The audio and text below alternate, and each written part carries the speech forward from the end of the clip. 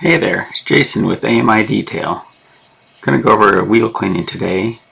I started out using Armour Detail Supply, their wheel cleaner. Really appreciate the way that it foams with the sprayer. How it comes from the, how it's supplied just works excellent. Kept trying to find kind of an all-in-one that does tire and wheel, and it's just really hard to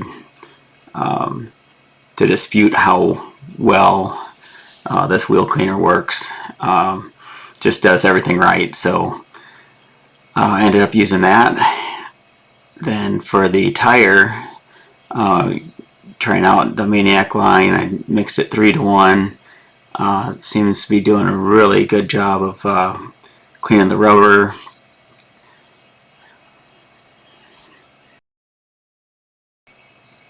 Go with the scrub brush from DIY Detail. Had a post a while back on Facebook where I had to go back and retrieve this brush. It was had fallen off the trailer, and mainly was worried that someone might hit it on the highway.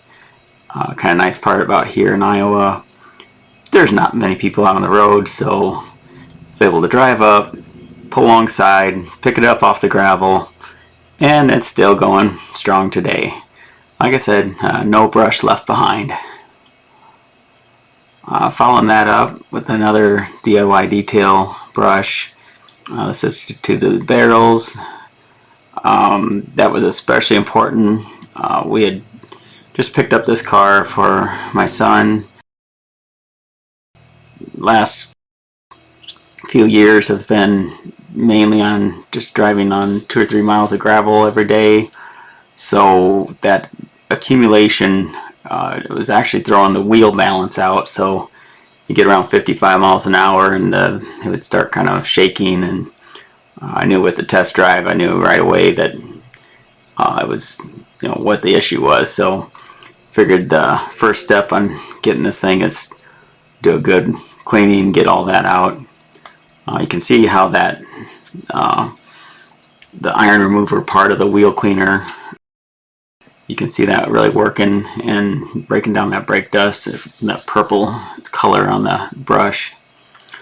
For the wheel face, using one of the DIY Details flagtip brush. Really nice part on those, they're ultra soft. They really don't, really safe on, on the painted surface of the wheel there, and the bristles are long and get into those areas, kind of tight areas, and do a real good job of just cleaning all areas on the face of the wheel.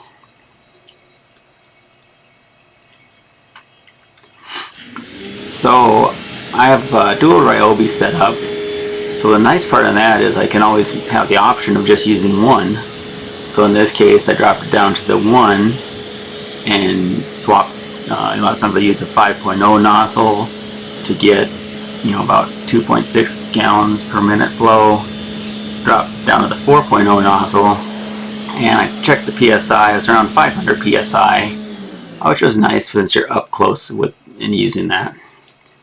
You can see results turned out great, as would be expected. The before and the after.